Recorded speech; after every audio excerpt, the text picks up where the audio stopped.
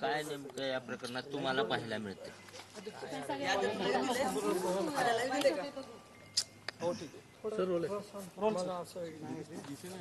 अहो आम्हाला सर खाली घ्या ना.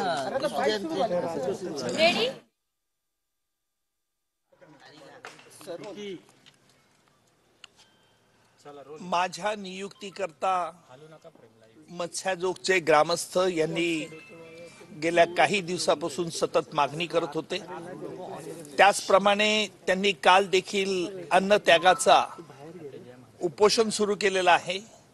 हे ऐकून मी खूप व्यथित झालो होतो आणि म्हणून मी काल माननीय मुख्यमंत्र्यांना या संदर्भात कळवलं की सदरचा खटला चालवण्यासाठी मी तयार आहे आणि त्याप्रमाणे त्यांनी तसे आदेश पारित केल्याचे आज मला कळलेले आहे। अर्थात मी याकरता माननीय मुख्यमंत्र्यांचा आभारी आहे आणि आपल्या माध्यमातून मत्स्याजोगच्या सर्व ग्रामस्थांना आवाहन करेल की आपण उपोषण हे सोडावं।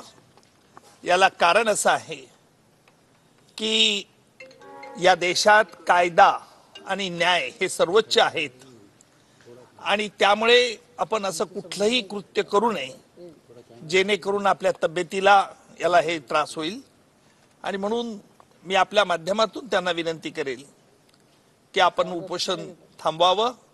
या खटल्यातील तपास यंत्रणे ज्या वेळेला आरोपपत्र दाखल करतील त्याच्यानंतर आम्ही हा खटला तातडीने चालवण्यास घेऊ, एवढं मात्र मी आपल्याला आश्वासित करतो। सर पण तुमच्या नियुक्तीवरून विरोधक आक्रमक करतायत, म्हणजे तुमचीच बॅट तुमचाच बॉल असं सरकार एक प्रकारे करते या प्रकरणात। खरं म्हणजे माझ्या नियुक्तीचे पडसाद राजकीय उमटतील याची मला यापूर्वीच कल्पना होती आणि माननीय मुख्यमंत्र्यांना देखील मी हे विशद केलं होतं। माननीय मुख्यमंत्र्यांनी त्यावेळेला मला स्पष्ट सांगितलं होतं की राजकारणात यापूर्वी देखील विरोधी पक्षाचे अनेक वकील राजकारणात होते आहेत।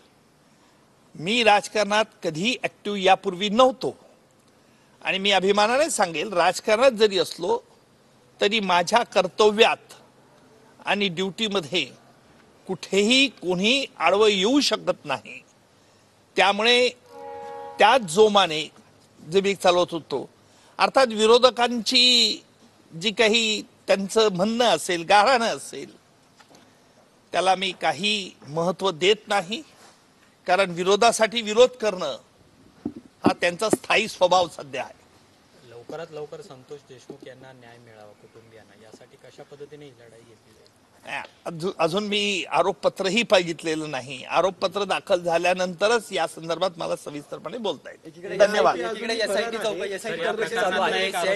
आव्हानं काय वाटतंय यातून? खटला चालवण्यास तयार असल्याचं फडणवीसांना आपण कळवलं अशी माहिती उज्ज्वल निकमांनी दिली आहे। माझ्या नियुक्तीचे राजकीय पडसाद उमटतील याची मला कल्पना होती अशी ही प्रतिक्रिया त्यांनी दिली आहे।